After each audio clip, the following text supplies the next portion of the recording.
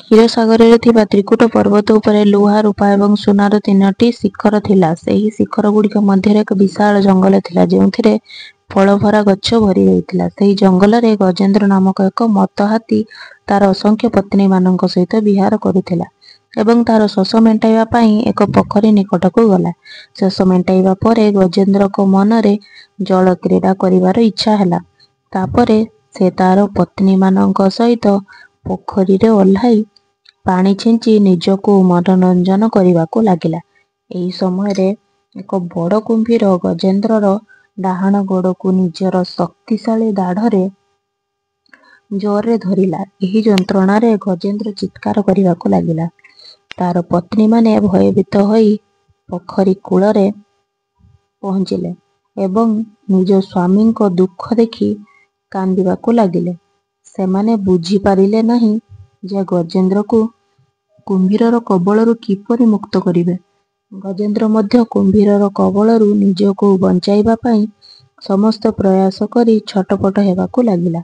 गजेंद्र निज दांतरे कुंभीर उपरे आक्रमण कला एवं कुंभीर डेई हाथीर शरीर को निजर तीक्ष्ण नखरे आंपुड़ी देला, जहा फଳରେ रक्तर धार बाहरी आसिला। हाथी कुंभीरर पिठी उपरे निज सुंढ बुलाइला, मात्र कुंभीर निजर खुरुखुरिया लांगुड़रे हाथी उपरे आक्रमण कला। जदि से निजर चारिगड़े कुंभीर को धोली देबाकू चेष्टा करे, से पानी भितरे पानीर तलकू जाई लुचि जाउथिला। यहा उपरे हाथी कूलरे पहुंचीबा पई आगकू बढ़ुथिला। सेतेबेले कुंभीर हाथी को धरी टाणी नेई पानी रे बुड़ाई देउथिला। एहीपरि कुंभीर और हाथी मध्य 1000 वर्ष धरी लगातार युद्ध चलिला। गजेंद्र निज शक्ति उपरे विश्वास करी साहसर सहित लड़ुथिला, तथापि धीरे धीरे तार शक्ति कमीगला। कुंभीर तो पानी रे रहुथिबा प्राणी, पानी भितरे तार शक्ति अधिक थिला। से हाथीर रक्त शोषी दिनकू दिन मोटा हेउथिला। हाथी दुर्बल होई गला। एबे केवल तार कंकाल मात्र रहिथिला। कुंभीरर कबलरू निजको बंचाइबा हाथी पई संभव नथिला। शेषरे गजेंद्र दुखी होई भाबिबाकू लागिला, मु निज शोष मेंटाइबा पई एठाकू आसीथिली। शोष मेंटाइबा परे मते एठारू चली जीवा उचित थिला। मु काहीकि अजथारे एही पोखरी रे पसिली,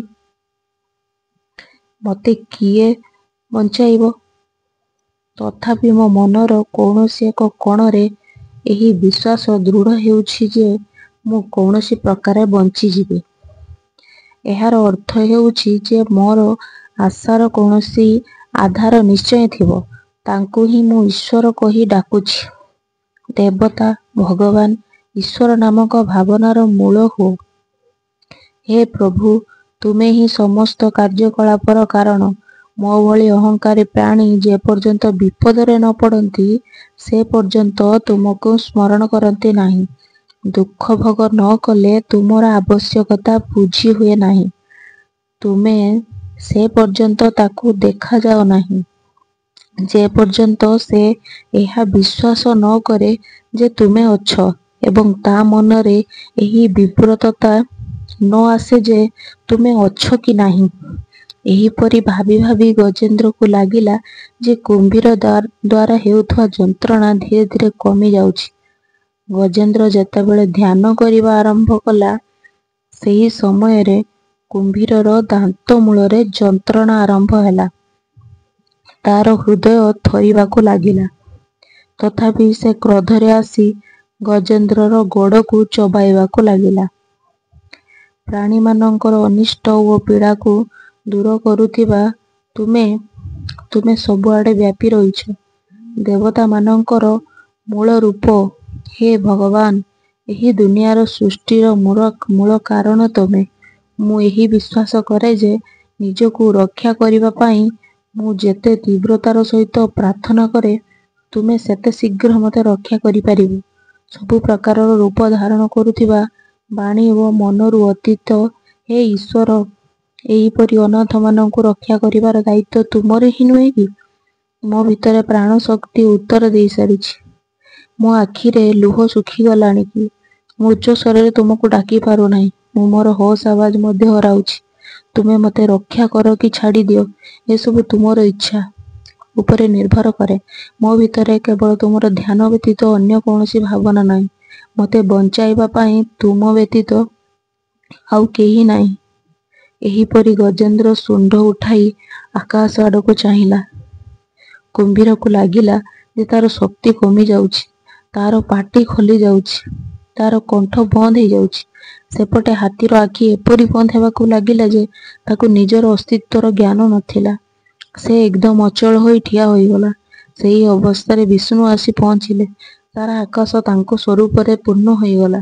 ଗଜେନ୍ଦ୍ରକୁ ଲାଗିଲା ଯେ ସେ ଏକ ଅତ୍ୟନ୍ତ ସୂକ୍ଷ୍ମ କଣିକା।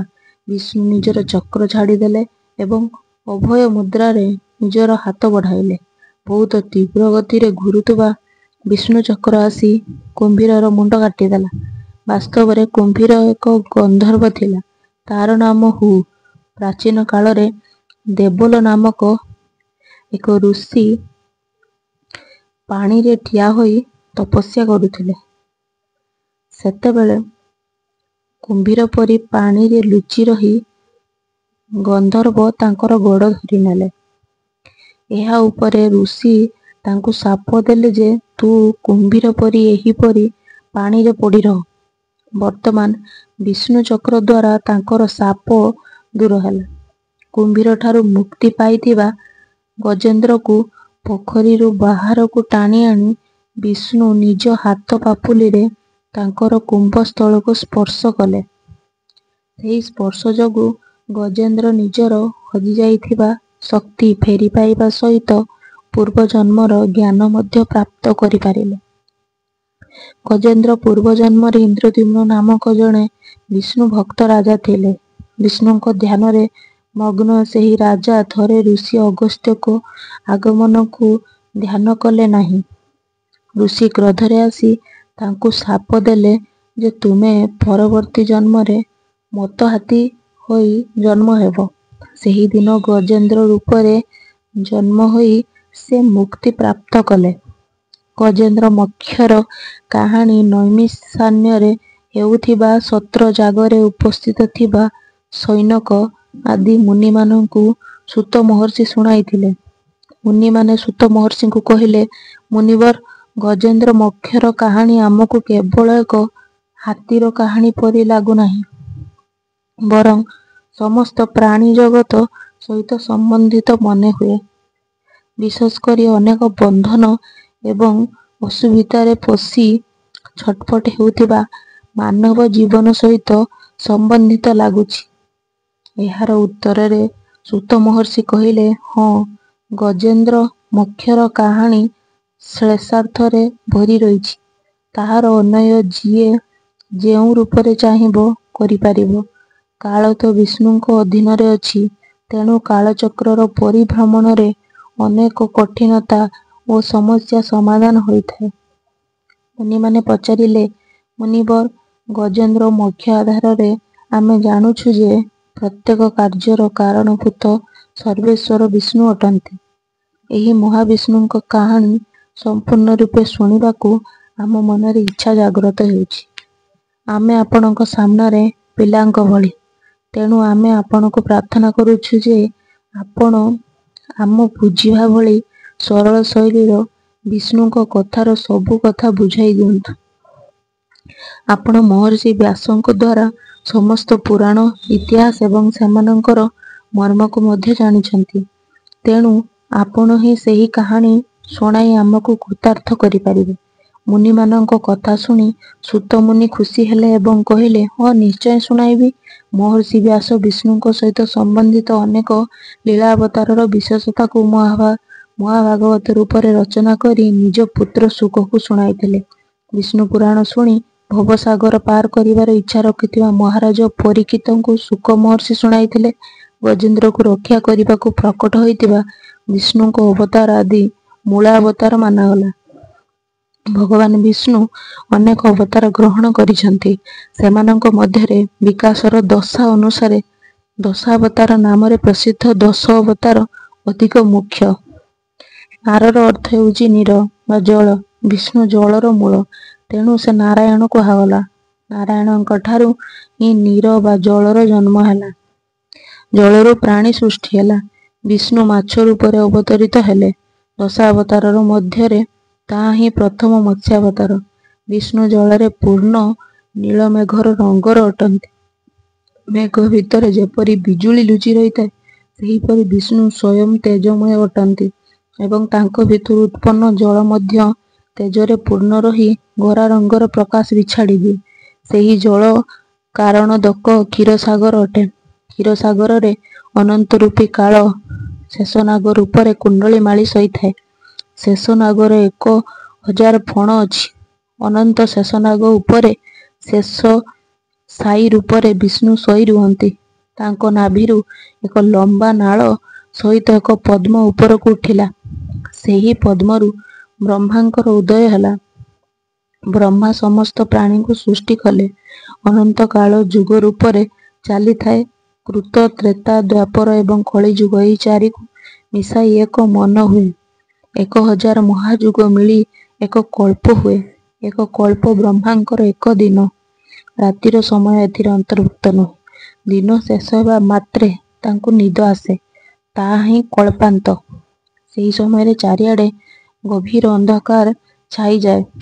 ବିଷ୍ଣୁଙ୍କ ଠାରୁ ବାହାରିଥିବା ସଂକର୍ଷଣର ଅଗ୍ନି ସମସ୍ତଙ୍କୁ ଜାଳିଦିଏ।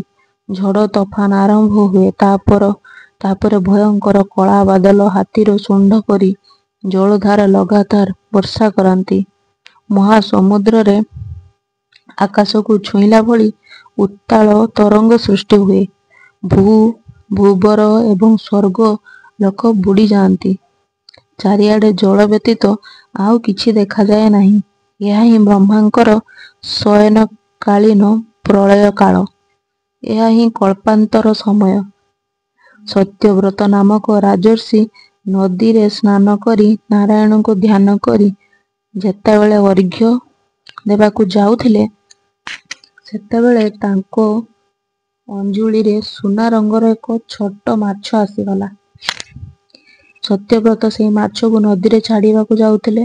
ସେତେବେଳେ ସେହି ମାଛ କହିଲା, ହେ ରାଜନ, ଆମ ମାଛ ଜାତି ଭଲ ନୁହେଁ। ଛୋଟମାନଙ୍କୁ ବଡ଼ ମାଛ ଖାଇ ଯାଉଛନ୍ତି। ଯଦି ସେମାନଙ୍କ ଠାରୁ ବଞ୍ଚିଯାଆନ୍ତି, ତେବେ ମତ୍ସ୍ୟଜୀବୀମାନେ ଜାଲ ପକାଇ ଧରି ନିଅନ୍ତି। ତେଣୁ ମୁଁ ଆପଣଙ୍କ ଶରଣ ମାଗିବାକୁ ଅଞ୍ଜୁଳିରେ ଆସିଛି। ଦୟାକରି ମୋତେ ଛାଡ଼ିବେ ନାହିଁ। ସତ୍ୟବ୍ରତ ମାଛକୁ ନିଜ କମଣ୍ଡଳରେ ରଖି ନିଜ ସାଙ୍ଗରେ ନେଇଗଲେ।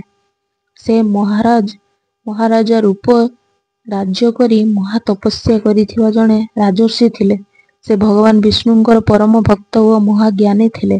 କମଣ୍ଡଳୁ ଭିତରେ ଥିବା ଛୋଟ ମାଛଟି ପରଦିନ ବଡ଼ ହୋଇଗଲା ଏବଂ ଛଟପଟ ହୋଇ କ୍ରନ୍ଦନ କରିବାକୁ ଲାଗିଲା। ମହାରାଜ, ମୋତେ କମଣ୍ଡଳରୁ ବାହାର କରି ବଡ଼ ଜାଗାରେ ପହଞ୍ଚାଇ ଦିଅନ୍ତୁ। ଏହାପରେ ମାଛଟିକୁ ଏକ ବଡ଼ ଦାଣ୍ଡରେ ଛଡ଼ାଗଲା। ସେ ଟିକିଏ ସମୟ ମଧ୍ୟରେ ବହୁତ ବଡ଼ ହୋଇଗଲା। ତେବେ ସତ୍ୟବ୍ରତ ତାକୁ ଏକ ପୋଖରୀରେ ପକାଇଲେ। ମାଛଟି ଲଗାତାର ବଢ଼ି ଚାଲିଲା। ତେବେ ତାକୁ ପୋଖରୀରୁ ବଡ଼ ନଦୀରୁ ସମୁଦ୍ରରେ ପହଞ୍ଚାଗଲା। ଏହାପରେ ମାଛଟି ପଚାରିଲା, ହେ ରାଜର୍ଷି, ମୁଁ ଆପଣଙ୍କ ଶରଣରେ ଆସିଛି। ଏପରି ଅବସ୍ଥାରେ କ'ଣ ଆପଣ ମୋତେ ସମୁଦ୍ରରେ ଛାଡ଼ି ଚାଲିଯିବେ?